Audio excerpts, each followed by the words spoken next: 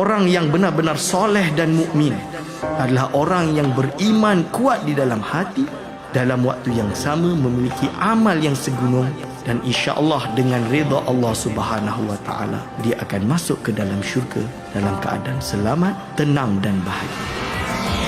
Dengarkan rancangan Imanuna bersama saya Dr. Aiman Al-Akiti di setiap hari Khamis jam 5.10 petang hanya di IKIM Inspirasi Inforia Islami. Bismillahirrahmanirrahim. Alhamdulillahirrabbilalamin. Wassalatu wassalamu ala ashrafil anbiya wal mursalin Sayyidina Muhammad wa ala alihi wa sahbihi ajma'in. Assalamualaikum warahmatullahi ta'ala wabarakatuh kepada para pendengar yang masih setia bersama kami untuk waktu ini Destinasi IKIM. Masih bersama Mona Jasman dan juga Syafiq Salah. Ya, syukur. Alhamdulillah kita dapat lagi bertemu menerusi petang ini, petang Khamis yang aman, tenang, bahagia ini. Alhamdulillah. Amin. Dan kita nak teruskan lagi untuk perkongsian ilmu kita pada petang ini menerusi rancangan Imanuna. Bermaksud iman kami, bersama dengan tetamu kita yang dah pun berada di talian Skype kita. Al-Fadhil Ustaz Dr. Aiman Al-Akiti, Fellow Kehormat IKIM. Assalamualaikum Doktor. Waalaikumsalam warahmatullahi wabarakatuh. Apa khabar Doktor? Kaifa haluka? Alhamdulillah bikhair. Kaifa halukuma bikhair? Alhamdulillah bikhair. Daiman wa nahnu daiman ma'aka 'ala al-hawa insyaallah. Alhamdulillah, jazakillah khairan ahsanal jazaa. Wa iyyakum. Masya-Allah. Terima kasih doktor kekal lagi bersama kita walaupun dah beberapa minggu doktor kita bekerja dekat rumah. Alhamdulillah. Tapi setiap apa kelancaran semuanya baik-baik berlaku deh. Orang kata semua elok ni, syukurlah tu kan. Alhamdulillah. Dan doktor pun terima kasih masih lagi setia bersama kita untuk nak membawakan perkongsian Imanuna menerusi kitab Tuhfah Ar-Raghibin karangan Syekh Muhammad Arsyad Al-Banjari. Untuk kita nak bincangkan lagi dengan tajuk kita. Kalau minggu lepas dekat sebulan kita berbincang berkaitan dengan jin. Kan doktor? Dan kali ni kita nak cerita pula tentang riddah, iaitu dalam bahasa Melayunya murtad. Ya, insya-Allah. Dan untuk para pendengar, kita membawa secara langsung di FB Live IKIM FM pada waktu ini. Boleh tonton di situ. Dan untuk pertanyaan soalan, boleh hantarkan soalan anda melalui WhatsApp konti 011 29004004 dan juga di FB Live IKIM FM boleh tinggalkan soalan anda di situ. Betul. Kita mula dengan Al-Faslu Thalith, Doktor. Fi bayan syartir riddah wa ma yatarattab 'alaiha min al-ahkam. Silakan doktor. Tafadhal. Bismillahirrahmanirrahim. Alhamdulillahirabbil alamin. Assalatu wassalamu ala asyrafil anbiya'i wal mursalin wa ala alihi wa ashabihi ajma'in. Wala hawla wala quwwata illa billahil aliyil azim. Allahumma la sahla illa ma ja'altahu sahla wa anta taj'alu hazana idza syi'ta sahla. Rabbi shrah li sadri wa yassir amri wahlul 'uqdatam min lisani yafqahu qawli, amma ba'du. Amin. Pada yang terhormat Datin Mona, pada saudara Syafiq, pada segenap ahli akademik di Institut Kefahaman Islam Malaysia, kepada segenap hadirin wal hadirat yang berada di luar sana, yang Alhamdulillah kita dah di kemuncak nak akhir kitab dah ni, iaitu pengajian kitab Tuhfatur Raghibin ni. Dengan harapan insyaAllah kita istiqamah, kita khatamkan kitab ini dan kita sambung lagi dengan kitab yang lebih besar pada pertemuan yang akan datang insyaAllah. Dan sekarang hari ini kita berada pada fasal yang ketiga. Qala mu'alifur rahimahullah wa nafa'ana bihi wa bi'ulumihi amin. Al-faslu al-thalisu, iaitu fasal yang ketiga.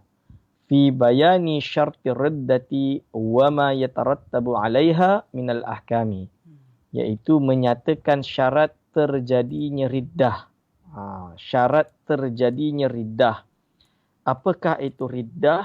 Riddah ini kalau bahasa Melayu dia dipanggil terbitan, kalam terbitan dia, kata terbitan. Jadi bahasa Arab dipanggil masdar tu riddah. Orang yang membuat riddah itu dipanggil murtad. Ni orang yang membuat riddah tu panggil murtad. Kalau bahasa Arab dipanggil ismul fa'il dia. Isim fa'il dia itu adalah murtad. Berarti kalau dengar murtad, orang Melayu semua kenal lah. Murtad ni maksud dia apa? Orang yang keluar daripada agama Islam. Maksudnya dia dah Islam, lepas tu dia murtad. Dia keluar daripada agama Islam. Sebenarnya kalimat murtad, iaitu orang yang keluar daripada agama Islam itu, kata terbitan dia dari perkataan riddah. Masdar dia. Riddah ini secara bahasa bermakna rujuk. Rujuk itu apa? Kembali. Kembali. Dan riddah ini dimutlakkan sebagai orang yang mencegah dirinya untuk melakukan sesuatu yang dituntut, iaitu menunaikan hak. Lebih kurang macam itulah. Seperti orang yang enggan untuk membayar zakat di zaman Sayyidina Abu Bakar bin Siddiq, itu dipanggil riddah ataupun murtad. Secara syarak, definisi riddah secara syarak adalah qat'ul balighi al-aqili al-mukhtari al-islamah, iaitu seorang yang baligh, seorang yang aqil, seorang yang memilih, masuk dalam keadaan ikhtiar, dia sendiri memilih qat'ul Islam, iaitu memilih untuk memutuskan Islam dia. Ini dipanggil dengan riddah secara syarak. Maka basically boleh kita kata riddah secara bahasa adalah kembali, maka riddah secara syarak adalah orang yang baligh, yang berakal, yang memilih untuk menghilangkan atau memutuskan hubungannya dengan agama Islam itu sendiri. Maka orang tersebut dipanggil dengan murtad. Orang yang murtad. Maka perbahasan riddah ini adalah perbahasan yang sangat penting dan sangat bahaya. Penting dan bahaya. Kenapa bahaya? Pertama, penting kerana dia berkaitan tentang status keimanan seseorang itu. Apakah diterima sebagai bahagian daripada Islam atau dianggap terkeluar daripada Islam. Itu satu. Yang kedua, bahaya kerana apa? Ma yatarattabu 'alaiha minal ahkam. Apa yang berlaku kalau dia memilih untuk murtad. Dan ini adalah sangat bahaya. Di mana di dalam dunia dia ada hukum hakam jenayah dia. Satu. Hukum di dalam akhirat pula dia ada berkaitan dengan apa? Masuk syurga atau berada kekal di dalam api neraka. Ini adalah masalah riddah. Maka dalam hal ini, Imam atau Syekh Arsyad Al-Banjari berkata, fasal ketiga menyatakan syarat terjadinya riddah, iaitu terjadinya murtad. Dan yang melazimkan hukum atasnya. Dan apa yang terlazim pada hukum orang tersebut. Lalu dia berkata, maka ketahuilah, wahai penuntut. Jadi kita sebagai penuntut ilmu, kita kena tahu perkara ini. Bahawa syarat riddah itu ada 3. Maksud dia di dalam Islam, syarat seseorang itu jadi atau jatuh dalam kemurtadan, itu ada 3. Pertama, akal. Jadi dia kena orang yang berakal. Kalau dia itu bukan berakal, maka tak jatuhlah dia itu dalam keadaan murtad. Yang kedua, baligh. Dia tu kena dah besar lah, dah baligh, dah akil baligh. Kalau dia budak-budak, umur 9 tahun, 3 tahun, 3 tahun taklah, maybe 7 tahun. Kan? Dia belum baligh. Ini tak bolehlah jatuh dalam keadaan murtad, tak boleh. Yang ketiga, ikhtiar. Dia pilih. Dia memang buat ini kerana bukan kena paksa. Contoh kena paksa apa? Seseorang itu ditangkap musuh. Kamu Muslim atau tak Muslim? Dan dia dah nampak dah orang Muslim semua kena tembak, kena bunuh. Dan iman dia mungkin tak beranilah untuk declare dia Islam, nanti dia kena bunuh. Dia kata dia bukan Islam. Misalan dia. Maka dalam kes ini, dia tak boleh dihukum murtad. Tak boleh dihukum murtad. Kerana apa? Kerana mungkin bukan dalam keadaan ikhtiar. Jadi dia dalam keadaan terpaksa. Dia ada alasan untuk menafikan keislaman dia waktu itu. Demi menjaga nyawa dia. Tapi Ustaz, ini bukan macam Sayyidina Bilal. Sayyidina Bilal ketika dia tu seorang hamba, dia dipaksa untuk menyembah patung, dia enggan walaupun diseksa. Yalah, Bilal tu iman dia Masya Allah. Kita ni iman kita tipis. Kalau Bilal ni, dia bayangkan baginda Rasul dah mangkat, dah wafat ni. Bilal yang ada di Damaskus ni rindu dia boleh patah balik. Patah sampai ke Madinah ni dia nangis-nangis di makam baginda Rasulullah SAW. Kerana terlalu rindunya dia kepada baginda Rasul. Contoh dia. Kita ni kadang bila sebut nama Nabi Muhammad sallallahu alaihi wasallam, nak sebut sallallahu alaihi wasallam pun kadang lidah ni berat. Bahkan lupa. Bahkan kalau ada orang yang mencintai baginda Nabi Muhammad SAW, justru kita bersangka buruk dengannya. Na'udzubillah min zalik.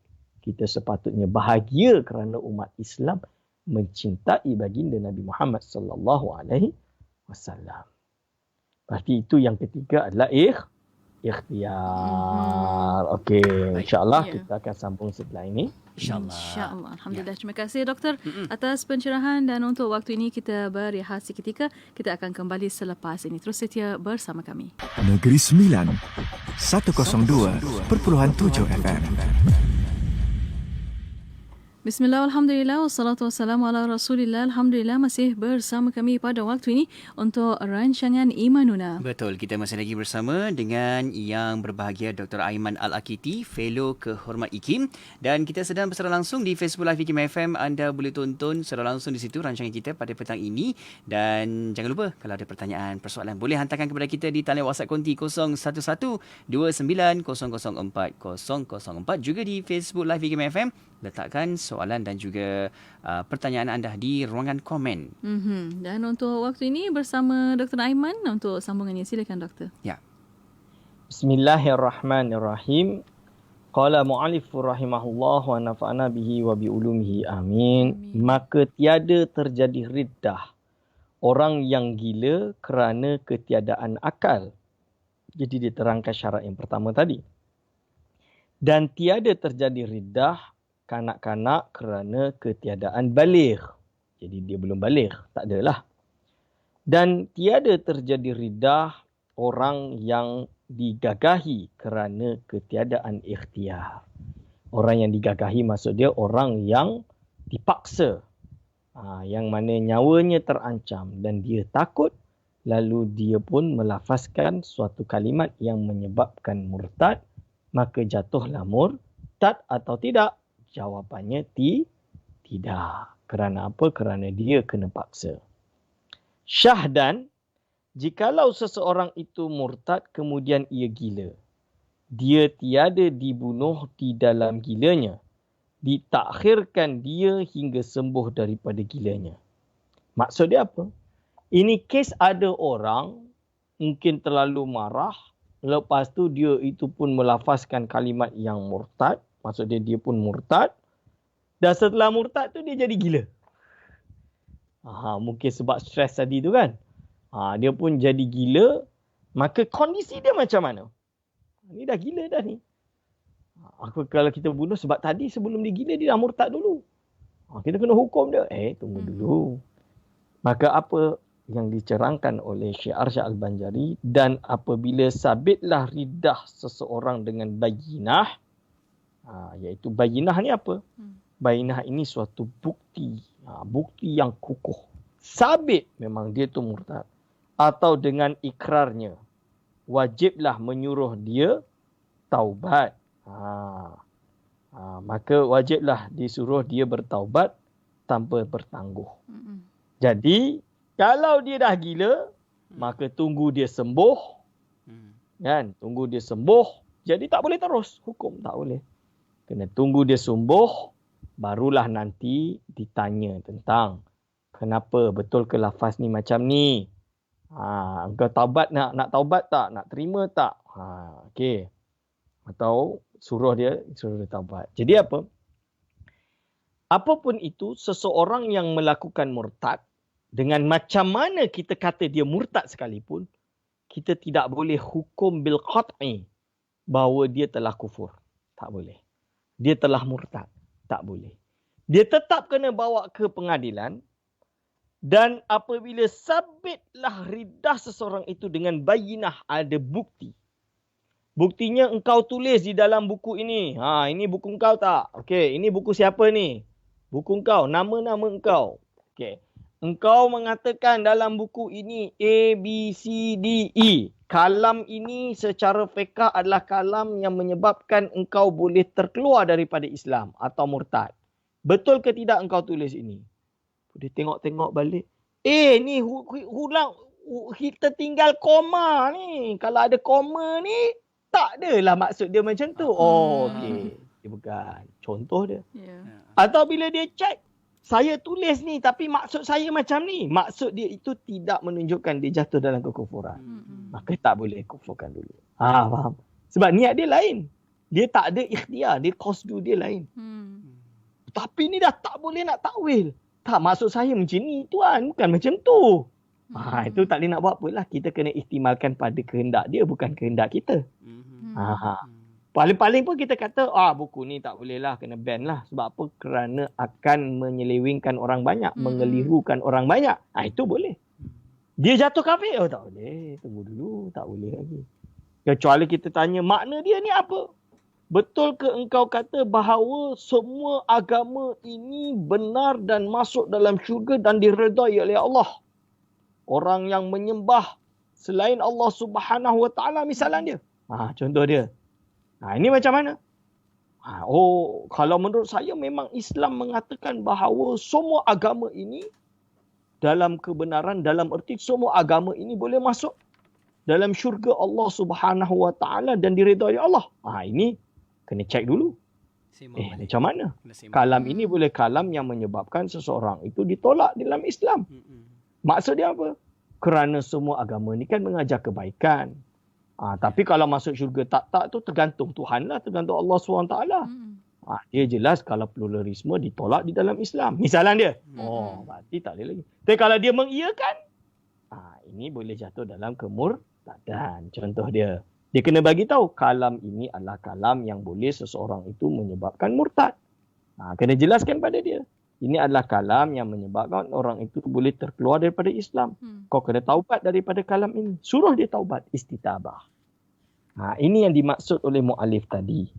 Iaitu apa? Jikalau iaitu dan apabila sabitlah riddah seseorang dengan bayinah, dengan bukti, dengan tanda atau dengan ikrarnya. Atau dia contoh dia diikrar, dia angkat tangan diikrar. Wajiblah menyuruh dia bertaubat tanpa bertangguh. Istitabah dulu.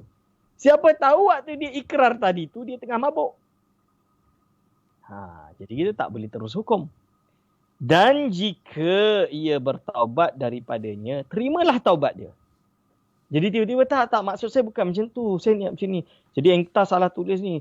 Saya ada baca satu buku. Saya ingat buku ni betul. Tak, buku ni buku sesat ni. Tak betul ni. Entah tak boleh baca macam tu. Buku ni memang dilarang. Contoh dia. Contoh dia. Berarti dia ternyata tadi berpendapat kerana dikelirukan. Boleh ditegur lagi. So dia boleh taubat kena terima taubat dia. Kalau ada orang salah dia minta taubat kena diterima. Kita tak boleh kata tidak. Dengan segala syaratnya yang lagi akan datang. Maka ia tiada dibunuh kerana firman Allah Ta'ala, Qulil ladzina kafaru in yantahu yughfar lahum ma qad salaf. Katakanlah ya Muhammad bagi mereka yang kafir, jika mereka itu masuk Islam, nescaya diampuni bagi mereka itu barang yang telah terdahulu daripada dosa mereka itu. Jadi nak macam mana pun kalau orang taubat, walaupun dia murtad sekalipun, kena diterima keislaman dia kembali. Jadi ini adalah penerangan tentang taubat ketika setelah dia murtad. Maybe sebab dia tadi itu terpengaruh dengan pemikiran barat. Contoh dia kan. Jadi akhirnya dia terjadi dalam keadaan seperti itu. Maka kena beri penerangan lah. Sebab itu di jabatan-jabatan mufti ada nama dia bahagian runding cara akidah. Apa tujuan runding cara akidah? Kalau ada orang tu kononnya nak murtad, dia kena selidik kenapa nak murtad. Sebab apa nak murtad? Salah baca buku ke? Sebab apa ke? Misalan dia, siapa tahu ada orang kan, dia terpengaruh dengan pemikiran pluralisme misalnya, sehingga membawa kepada idea bahawa dia pindah agama pun tak ada masalah sebab tetap akan masuk syurga. Mana boleh.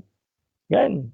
Wal aqibatu lil muttaqin, yang hanya mendapatkan syurga adalah bagi orang-orang yang bertakwa, Yang hanya mendapatkan Jannatul Firdaus adalah hanya orang-orang yang bertakwa.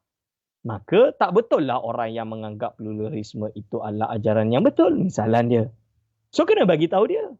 Mungkin dia tak tahu ayat wal akibatul lil muttaqin, bagi tahu dia. Itu tugas runding cara akidah. Tapi kalau dia dah tahu, so kena attempt dia, kena lawan dia, kena challenge dia dulu. Dan ternyata dia masih bersikukuh untuk tidak menerima Islam. Dan macam tu nak buat macam mana lagi, kan? Okey. Baik. InsyaAllah. Kita akan rehat seketika dan kita akan kembali lagi dengan soalan-soalan sebenarnya pun dah dapat juga doktor. Kejap lagi kita akan cuba sampaikan kepada yang berbahagia doktor untuk memberikan sedikit pandangan. Ya, insya-Allah. Dan kita berehat sekali lagi untuk waktu ini. Kita akan kembali selepas ini. Terus setia bersama kami.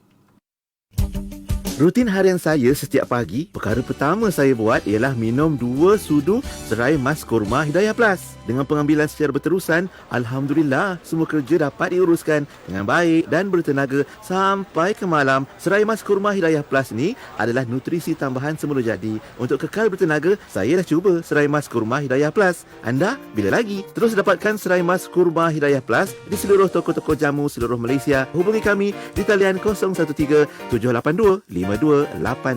Iklan ini diluluskan oleh Lembaga Iklan Ubat. Ayo sertai kempen Jom Menyumbang RM50 demi pembebasan Masjid Al-Aqsa dan Palestin. Hubungi kami 03-8926-7019 dan layari Facebook Aman Palestin. Dengan roh, dengan darah, kami berkorban untukmu ya Aqsa.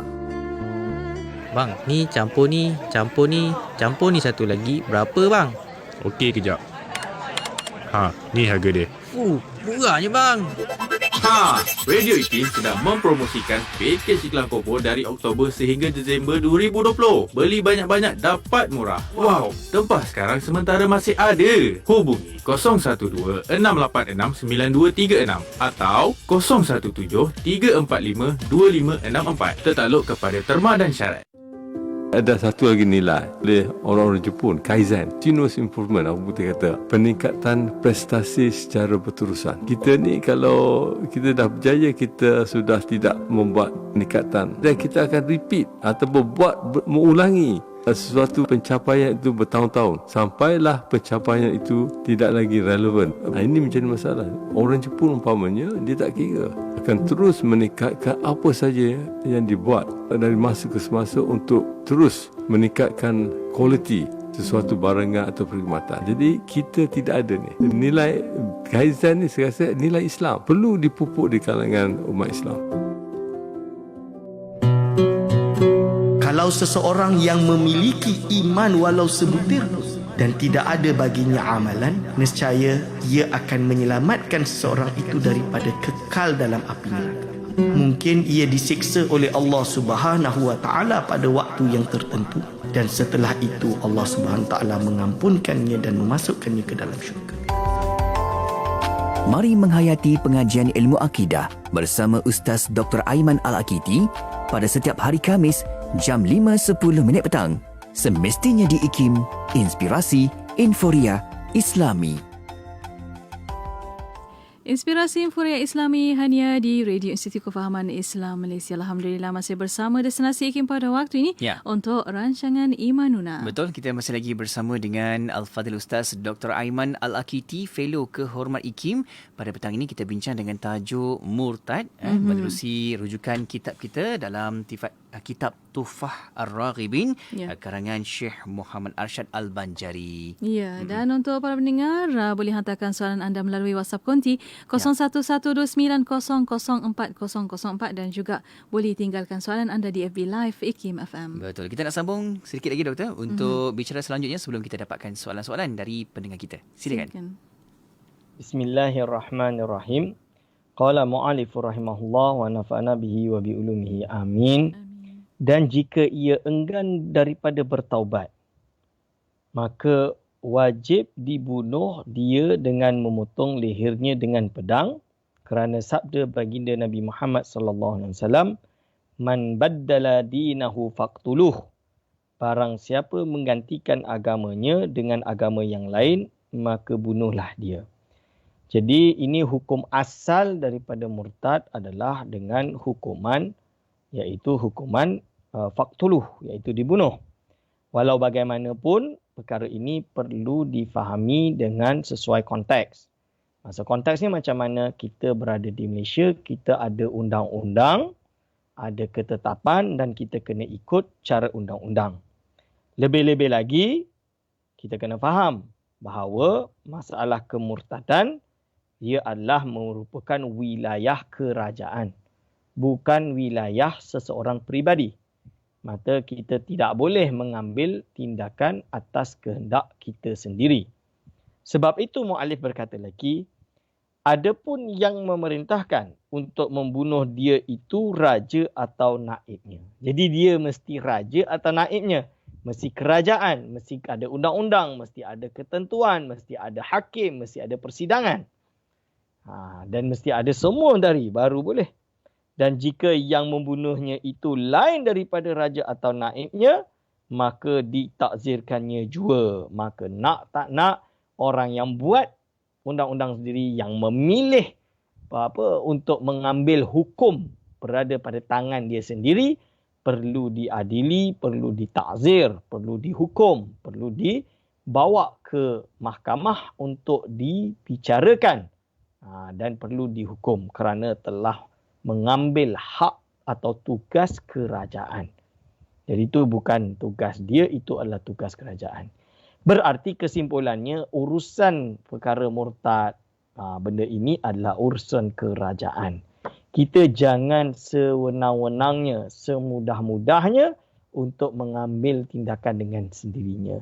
Begitu juga kita jangan semudah-mudahnya untuk mengkafirkan mana-mana orang Islam. Dengar sikit je kita potong-potong-potong, kafir. Tak boleh. Kan? Atau dengan apa je kita terus hukum. Tak boleh. Lalu disebut, apabila sudah dibunuh, janganlah disembayangkan di atasnya dan jangan ditanam pada tempat kubur orang Islam. Kerana apa? Apabila dia memilih untuk dia murtad, maka dia tidak boleh untuk dimandikan, untuk disolati dan ditanam di tempat perkuburan orang Islam. Kerana dia jatuh dalam kekufuran. Walau bagaimana, seperti yang saya sebut, kita kena hati-hati. Jangan mudah untuk menghukum dengan sendirinya. Ia mesti melalui proses pengadilan yang berat atau besar. Okey, silakan. Okey, baik Mona. Kita dah dapat sedikit dan juga kefahaman di situ berkaitan dengan tajuk ini. Namun kita nak dapatkan soalan-soalan yang dah pun sampai di talian WhatsApp konti kita 0112900404. Juga di Facebook Live IKIM FM. Ada yang bertanya. Soalan pertama ni doktor, adakah dah tertulis dalam qada dan qadar seseorang itu murtad? Silakan. Bismillahirrahmanirrahim. Jadi segala sesuatu telah tercatat di dalam qada dan qadar atau di dalam Lauh Mahfuz, ditentukan dalam qada dan qadar kita semua perkara.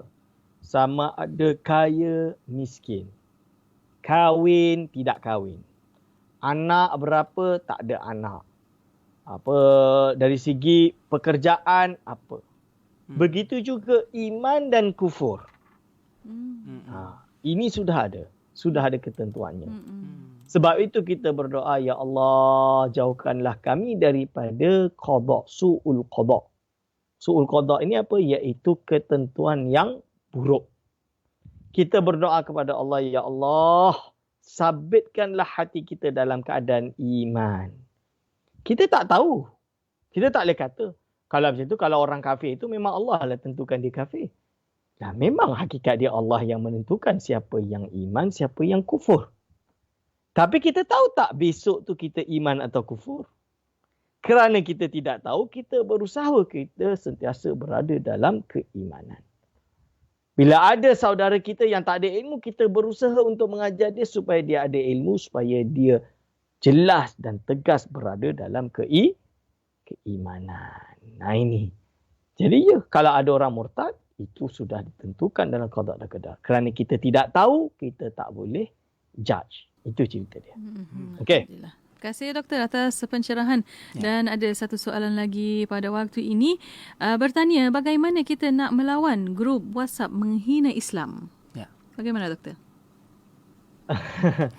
Saya nak jawab pun susah. Macam mana nak lawan grup yang menghina Islam? Grup WhatsApp. Grup apa? Jadi dia macam ni lah. Serahkan urusan. Jadi kalau menghina agama Islam, maka dia adalah suatu jenayah. Satu jenayah yang boleh untuk laporkannya ke polis. Biarlah kerajaan yang mengambil tindakan tersebut. Kalau ulama, tugas dia untuk berhujah. Maka dia menulis, mengarang. Macam kami di UIA, kami menulis jurnal, menulis artikel, mengeluarkan penjelasan. Sama ada dari dalam maupun dari luar. Dari luar maksud dia orang yang menghina Islam dari luar, kita jawab. Secara ilmiah. Ilmiah menunjukkan ini kesalahpahaman mereka tentang Islam. Itu tugas ulama. Tapi tugas secara yat, secara undang-undang, secara perangkat kuasa, maka itu adalah tugas kerajaan. Kalau orang macam kita ni, kita biarkanlah kerajaan yang menentukan, kita cuma melaporkan. Okey, baik. Satu lagi soalan yang terakhir kita dapat di sini, doktor. Dia yang bertanya, doktor, seseorang yang memilih murtad itu memenuhi 3 syarat, iaitu baligh, berakal dan tidak gila. Dalam Islam, kalau seseorang yang murtad itu akan dihukum, persoalannya, dalam Islam tidak ada paksaan dalam beragama seperti yang ada dalam surah Al-Baqarah. Komen, doktor. Bismillahirrahmanirrahim. La ikraha fid din. Yang dimaksud dengan la ikraha fid din, tidak ada paksaan dalam agama.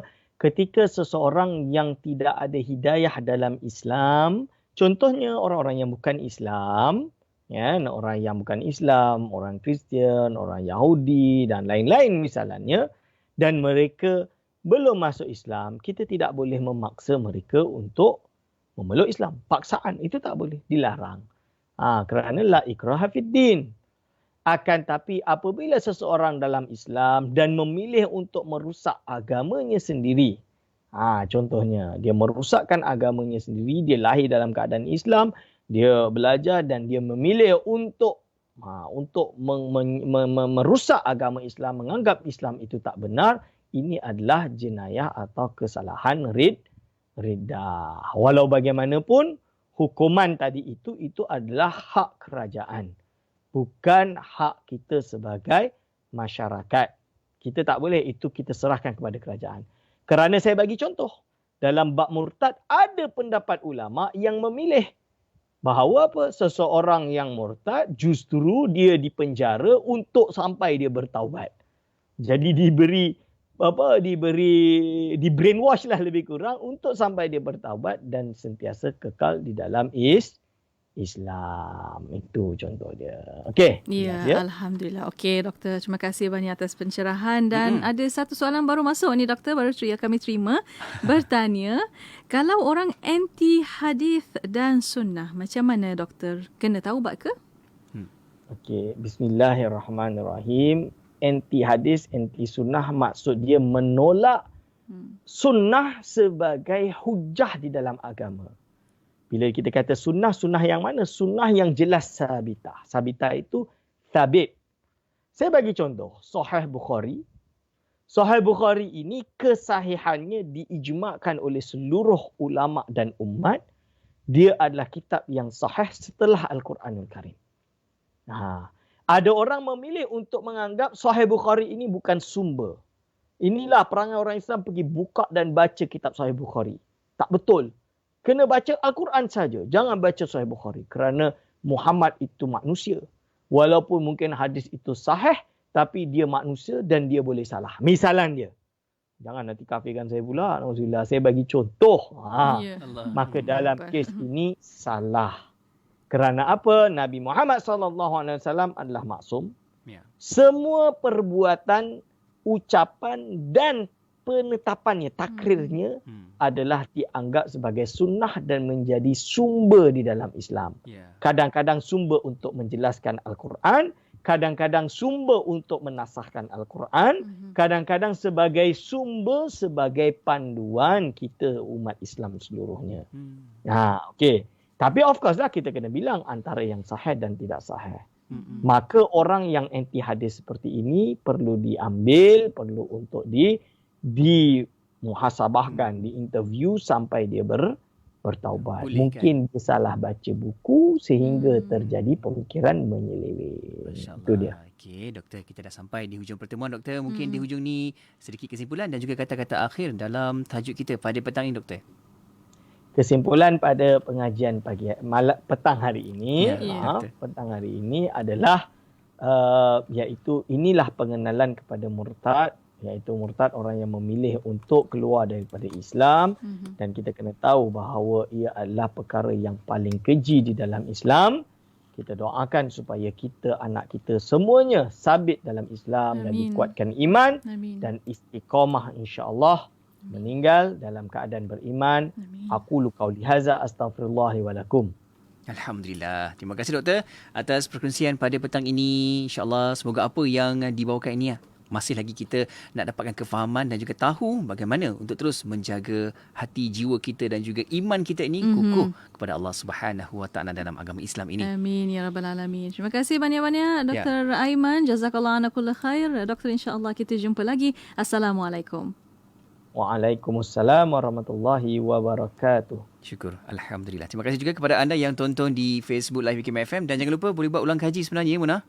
Kita pergi saja ke Facebook IKIM FM untuk sama-sama tonton di situ. InsyaAllah. InsyaAllah. Dan para pendengar terus setia bersama kami di destinasi IKIM Inspirasi Inforiah Islami. 1 jam setiap hari membangun motivasi diri. Dengarkan alunan ayat suci Al-Quran. Doktor.